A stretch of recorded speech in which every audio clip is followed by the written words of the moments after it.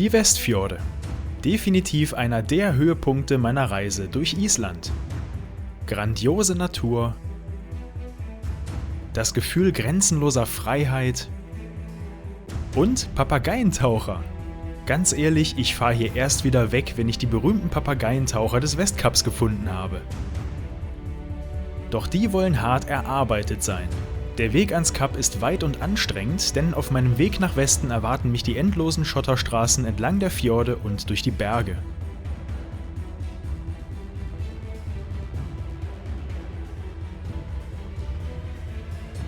Und ich wage einfach mal zu behaupten, das wird mein schönster, aber auch härtester Tag auf Island.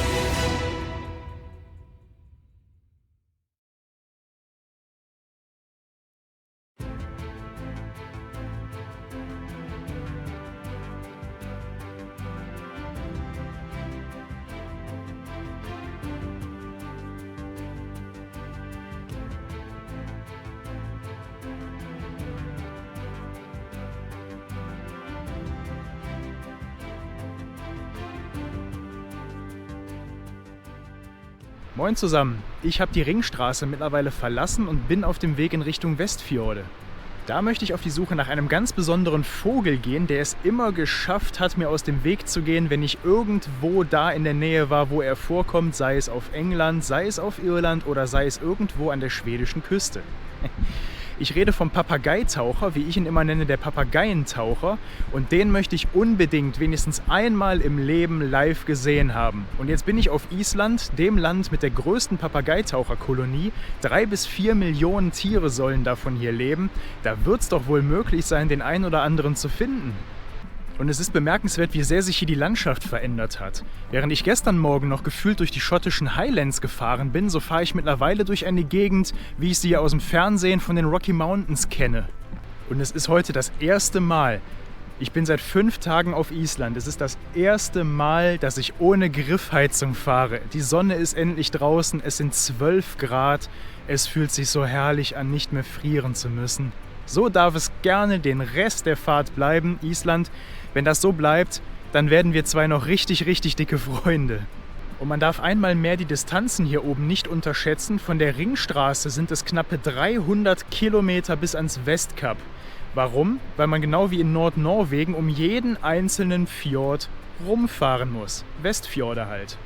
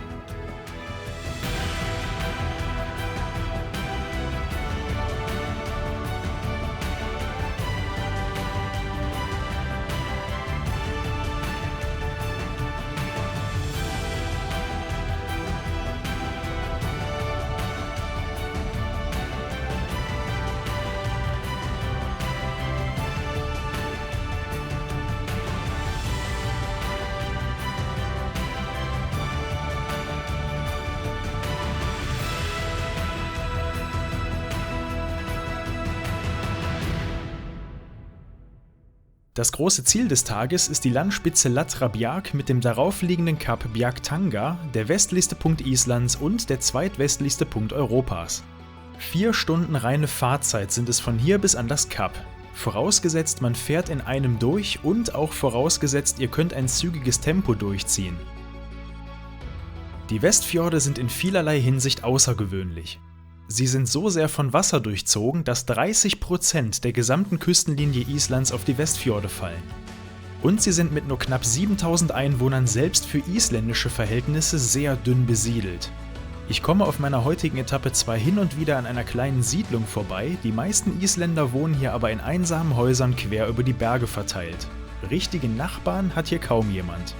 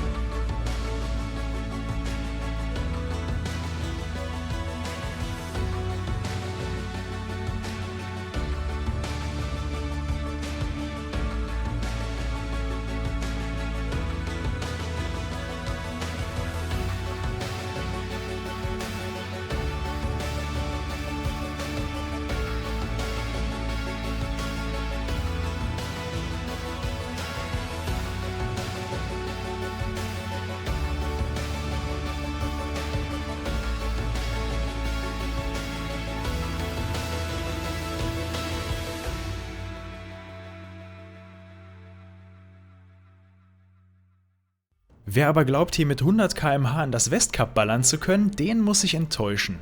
Das Recht auf Puffins muss man sich nämlich verdienen.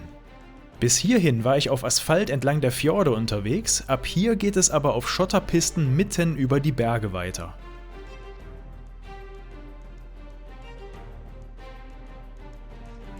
Ich habe in zweierlei Hinsicht Glück mit dem Wetter. Zum einen, weil ich endlich mal Sonne erlebe, trocken fahre und nicht mehr friere. Aber vor allem, weil ich bei Regenwetter jetzt ein großes Problem hätte, Teile der Schotterstraßen auf der Halbinsel gelten bei schlechtem Wetter nämlich als unpassierbar. Schaut euch diese Landschaft an.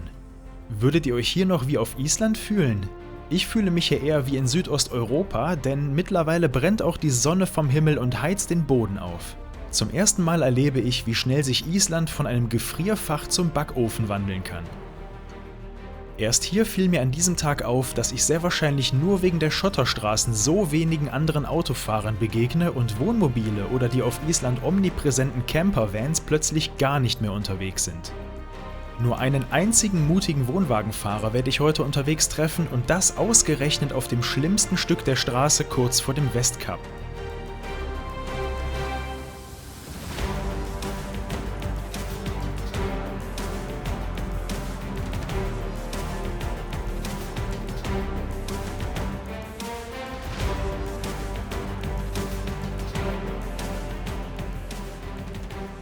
Alles, was ich bis hierhin den Berg hinaufgefahren bin, muss ich aber natürlich auf der anderen Seite wieder runter. Das macht leider nicht ganz so viel Spaß wie die Fahrt bergauf, so eine voll beladene GS schiebt mit ihrem Gewicht doch ganz ordentlich hinterher. Hinzu kommt, dass auf dieser Seite des Berges deutlich mehr Geröll auf der Straße liegt. Bin mal gespannt, ob der Inhalt meiner Koffer am Ende der Straße immer noch gut sortiert ist oder alles kreuz und quer durchgemischt wurde. Diese erste Episode Schotterstraßen war aber noch gar nichts. Mein persönlicher Lieblingsabschnitt der Straße kommt jetzt erst noch.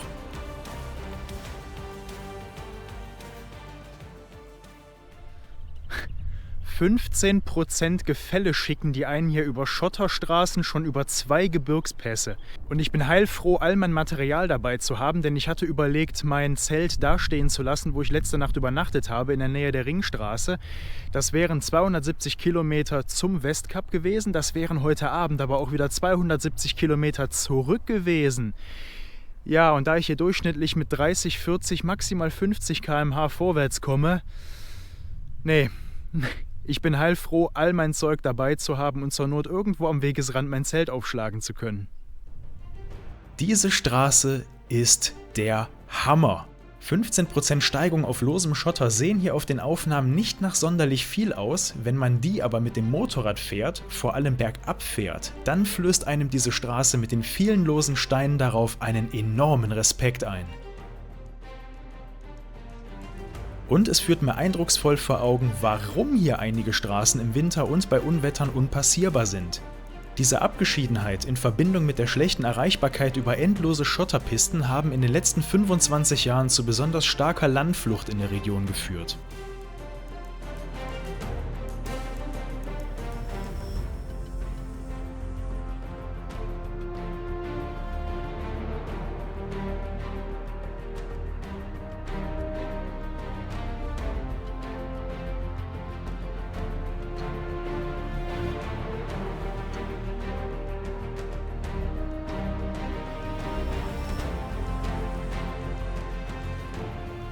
Ein paar Kilometer später erreiche ich wieder den asphaltierten Teil der Straße. Ab hier kann ich wieder Gas geben und habe auch kurz die naive Hoffnung, meine Durchschnittsgeschwindigkeit etwas zu erhöhen.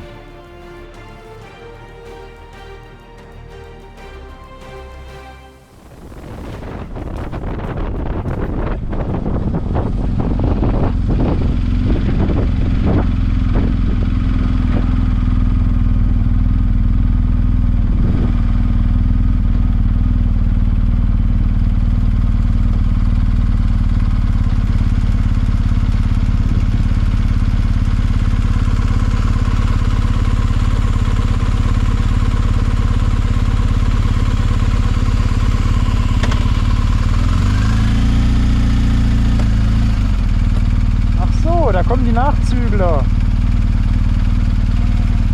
Meine Damen, bitte. Verlasset die Straße.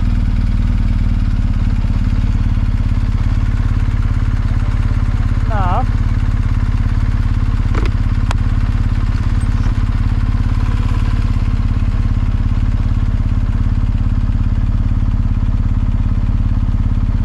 Alles Gute.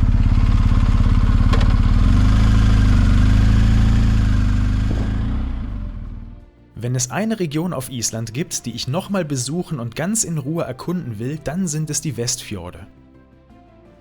Die Landschaft ist einfach nur respekteinflößend, man kommt sich hier als einsamer Motorradfahrer einfach nur klein und unbedeutend vor. Und von der Straße sieht man wie immer nur einen winzig kleinen Teil der Umgebung, erst die Drohne zeigt die ganze Dramatik der Landschaft.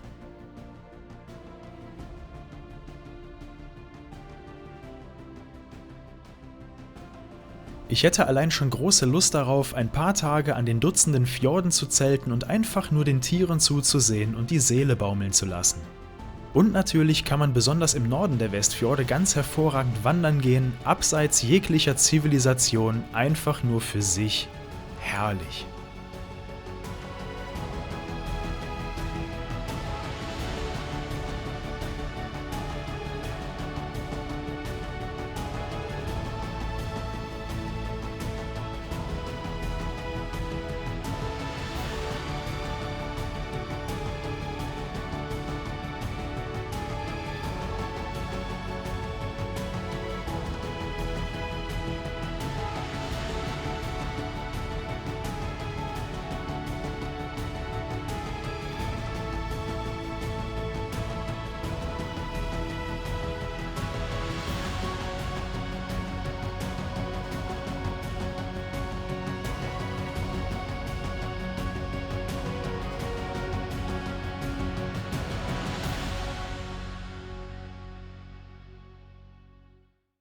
Ich erreiche nach stundenlanger Fahrt immer am Meer entlang schließlich die Landzunge Lattrabiak, auf der sich das Westkap befindet.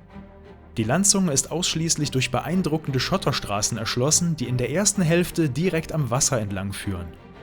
Rechts das Meer und der stetig ansteigende Abgrund, links die schroffen und ebenfalls in der Höhe ansteigenden Felsen. Noch ist die Schotterstraße in recht gutem Zustand, trotzdem bin ich erneut mehr oder weniger allein unterwegs, wenn überhaupt, dann begegnet man hier nur Allradfahrzeugen.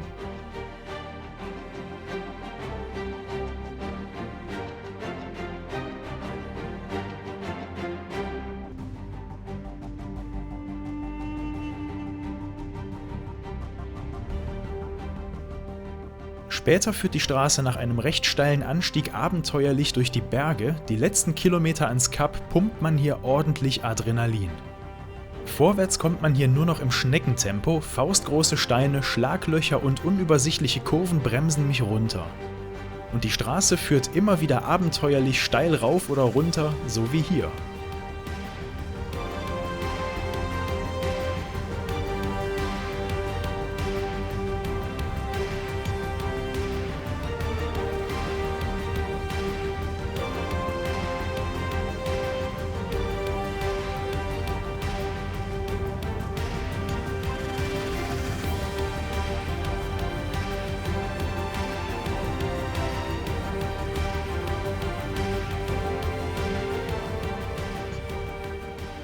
Was für eine Tortur für Mensch und Maschine.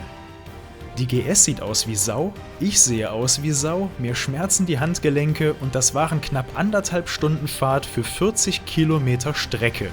Spaß gemacht hat es trotzdem.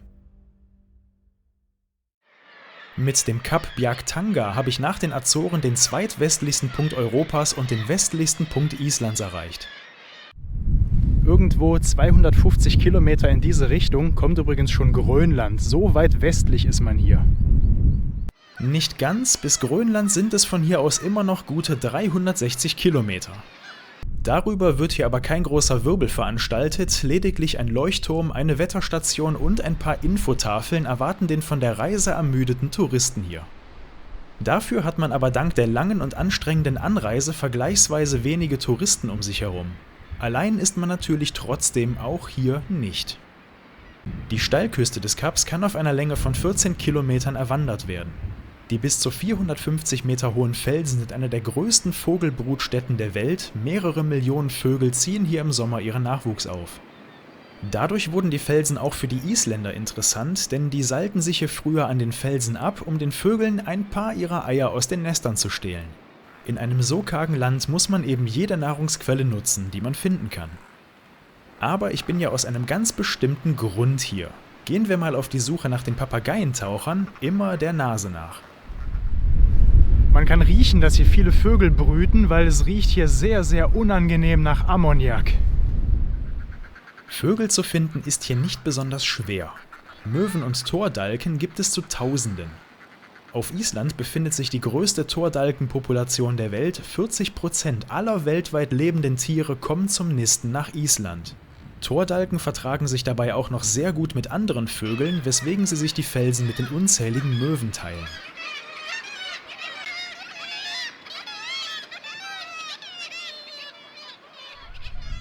Tja, ganz viele Möwen, alles schön und gut. Aber wo sind die Puffins? Könnt ihr das fassen? Ich bin seit fast 12 Stunden unterwegs und obwohl die Westfjorde an sich natürlich ein wunderbares Reiseziel sind, bin ich doch eigentlich nur wegen der Papageientaucher hier. Und dann habe ich schon wieder kein Glück, auch nur einen einzigen Mal in echt zu sehen. Unfassbar. Ist natürlich schade, weil ich extra diese schwierige Straße gefahren bin, nur um sie zu sehen, aber was will man machen? Nehmen wir es mit Humor. Wie sagte mal ein schwedischer Campingplatzbetreiber zu mir, dessen Campingplatz beinahe vom Schmelzwasser aus den Bergen überflutet wurde? Das ist Natur, da kann man nichts machen. Aber nicht so schnell. Gerade als ich auf dem Weg zurück zum Motorrad bin, sehe ich 2 Papageientaucher auf einem Felsvorsprung sitzen. Die sind aber weg, noch ehe ich die Kamera herausgeholt habe. Wieder bin ich enttäuscht. Dann sehe ich plötzlich 2 schlafende Vögel, einen jungen Tordalken und... ja, einen Papageientaucher, mein erster! Und auch wenn er schläft und mir nicht seinen schön verzierten Schnabel präsentiert, so habe ich jetzt immerhin mal einen gesehen und bin schon etwas weniger enttäuscht. Und dann ist es plötzlich so, als hätte jemand einen Schalter umgelegt. Denn plötzlich sitzt da nicht nur einer, sondern gleich eine ganze Familie an Papageientauchern auf den Felskanten, die immer mal wieder landen und wegfliegen. Und endlich lassen sie sich auch filmen und fotografieren.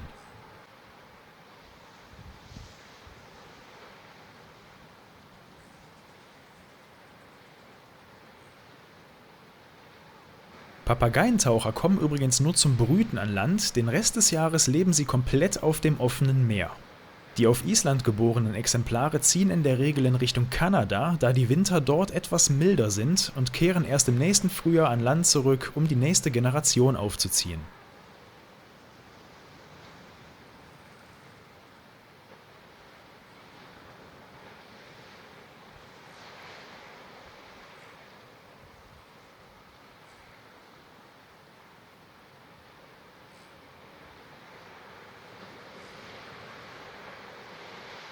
Und weil ich mich an dieser Stelle so sehr über diese Tiere freue, vergesse ich ganz die Zeit.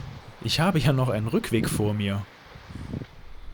Tja, dann habe ich jetzt die unrühmliche Aufgabe, kilometerweit an den Klippen zurückzulaufen, mich auf den Hobel zu setzen und diese 40 Kilometer Schotterpiste zurückzufahren.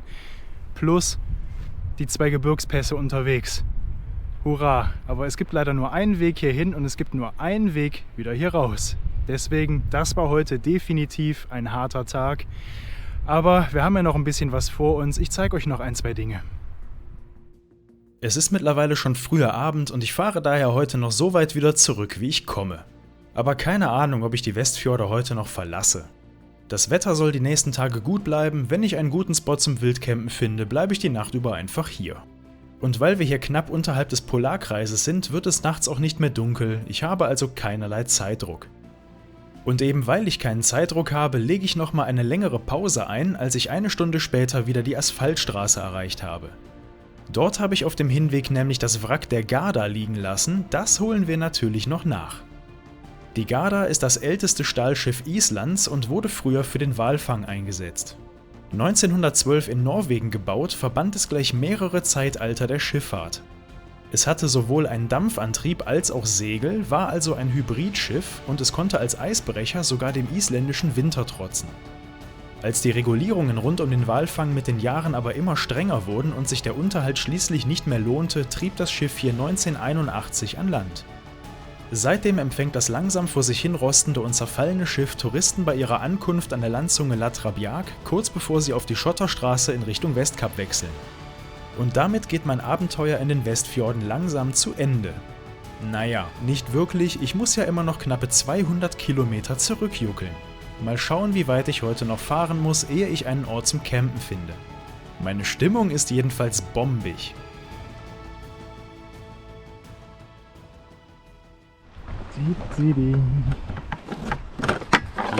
Boah, ist der dreckig. Ah.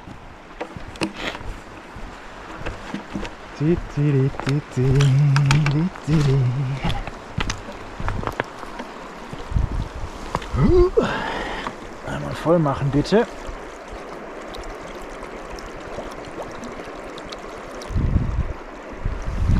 Dankeschön.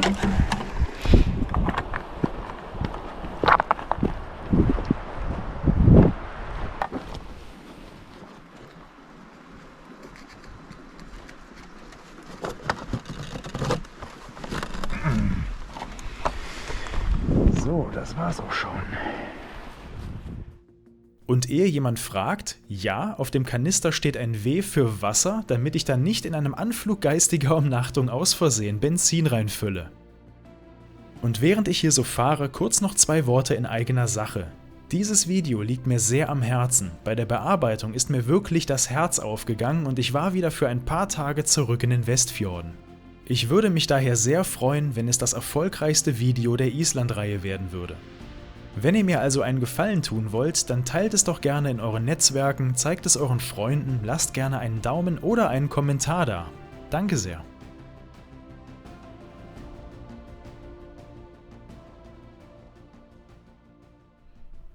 So, ich bin dann doch nicht mehr allzu weit gefahren, wurde dann doch müde und am Wegesrand tauchte ein wirklich traumhafter Spot zum Wildcampen auf und das will ich mir auf Island natürlich auch nicht entgehen lassen. Das heißt, ich habe jetzt mein Zeltchen aufgebaut, ich mache jetzt Feierabend, ich bin ungefähr auf der Höhe des 2. Passes, ihr erinnert euch, diese brutalen Schotterpisten von heute Morgen. Das heißt, die muss ich morgen früh als allererstes wieder nehmen, aber ich bin ja jetzt wieder ein bisschen im Training, die Westfjorde haben da Wunder gewirkt. Am Ende muss man doch immer mal wieder ein bisschen damit warm werden und dann geht's auch eigentlich.